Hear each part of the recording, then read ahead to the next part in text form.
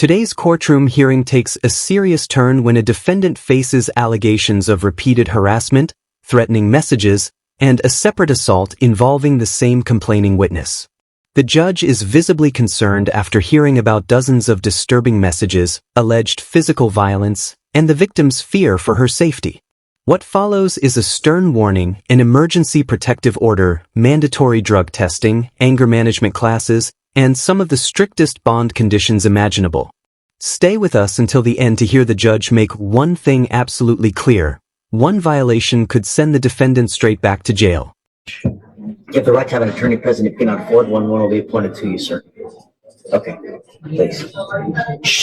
September 19, 2024, an officer conducted a follow-up in regards to an assault on a family case. Upon further investigation, the officer made contact with the complaining witness who reported that the defendant had been harassing her since September 18, 2024 by sending her videos, voicemails, and text messages containing horrible remarks, approximately 50 to 60 messages in total. In the voicemails, the defendant curses at her, asking, "Where are you? Why the fuck aren't you at work?" and calling her various names.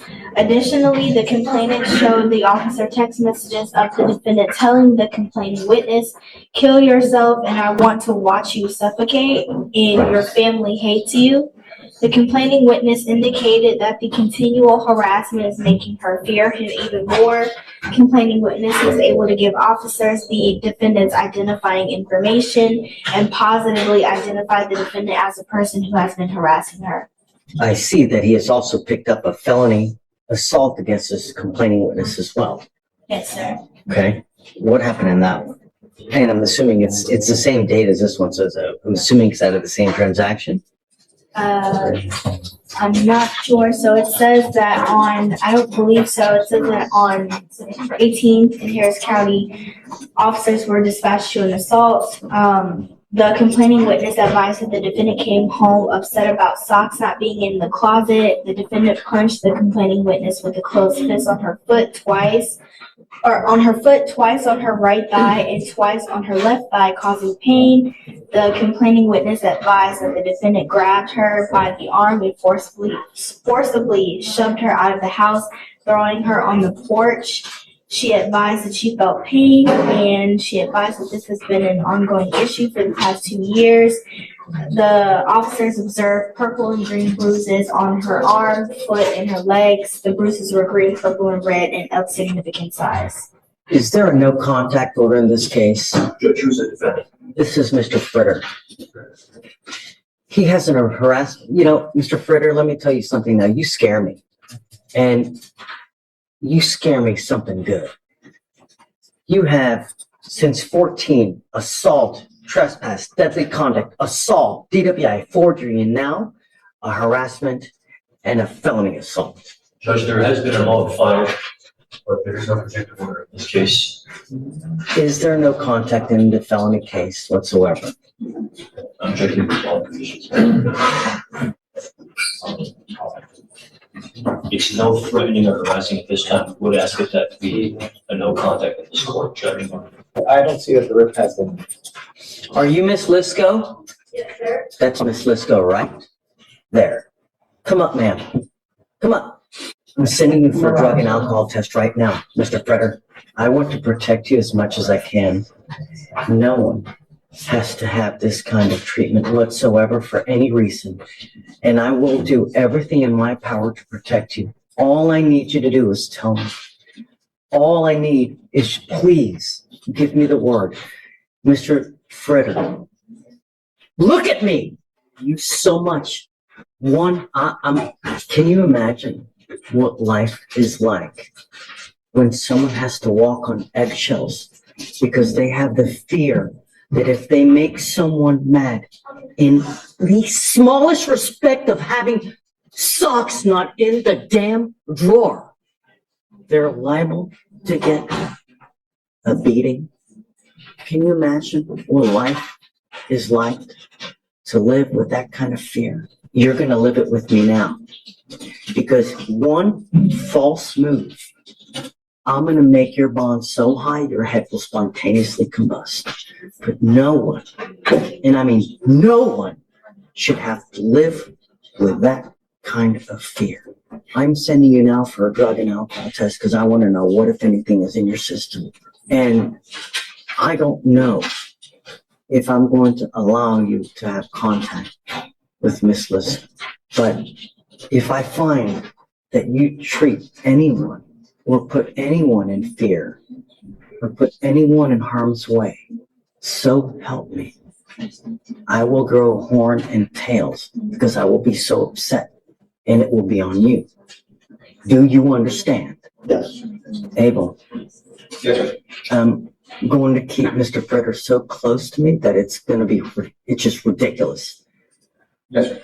I'm entering what's called a magistrate's order for emergency protection. This is a court order that identifies her as a protected individual. You're not to have any kind of communication whatsoever. You're not supposed to have any, you will not have any threatening or harassing contact. What is threatening or harassing doesn't matter what you think is threatening or harassing. It's what she perceives. So if I go like this, is that threatening or harassing? It most certainly is. And it's enough for me to put you in jail and make your bond $150,000, maybe 50, maybe 20.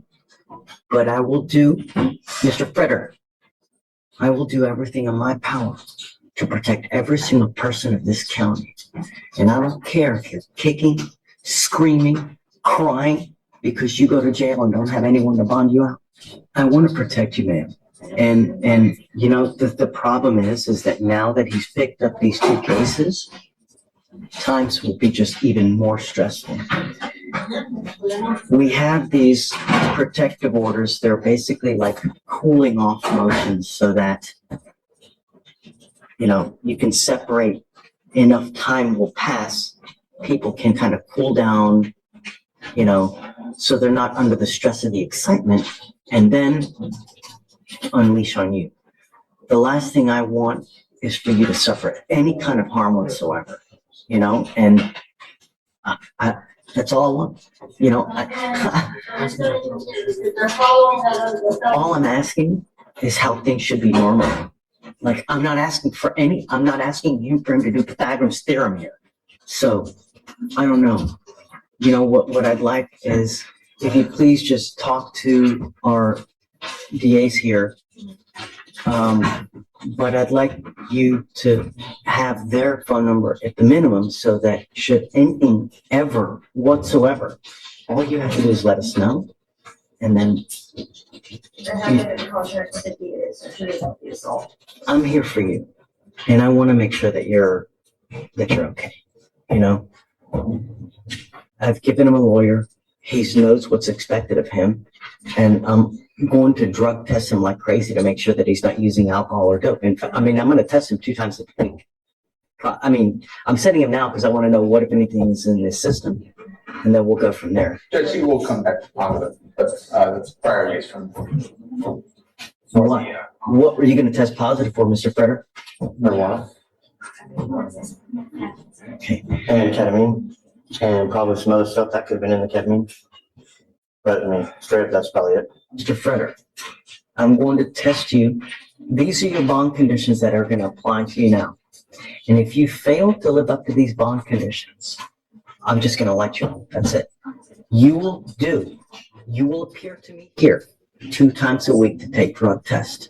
And if I find anything is in your system, and I don't care what it is, I'm going to lock you up. You're ordered not to use any kind of dope or alcohol. And if you can't get this monkey off your back, because I am now giving you the opportunity to do it on your own. If you're incapable of doing it on your own, then I'm going to do it for you. Do you understand? No dope, no alcohol. And when I mean no alcohol from any source. No isopropyl alcohol, cakes, candies, foods, gums, energy drinks, tequila, lollipops, hair dye. I've heard it all, and I don't care. You come to me test positive, you'll stay with me.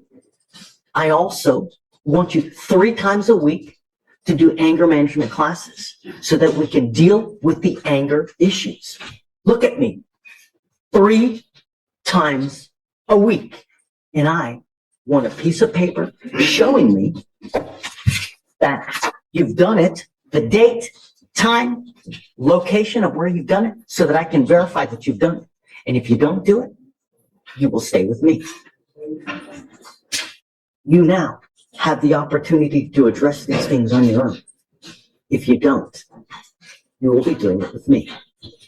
And if I get one, and I mean one breath that she's been mistreated in any way, shape, or fashion, holy freaking moly. Okay? Right now.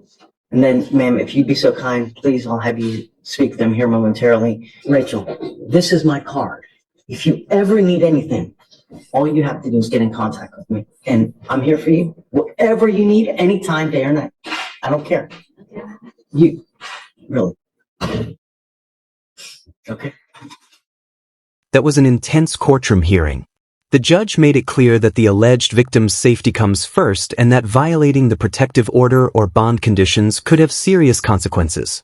With twice-weekly drug testing, anger management requirements, a strict no-contact order, and zero tolerance for further threats or harassment, the defendant now has a very clear choice to make.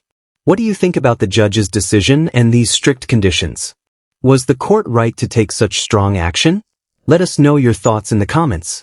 For more real courtroom moments, difficult cases, and powerful judicial decisions,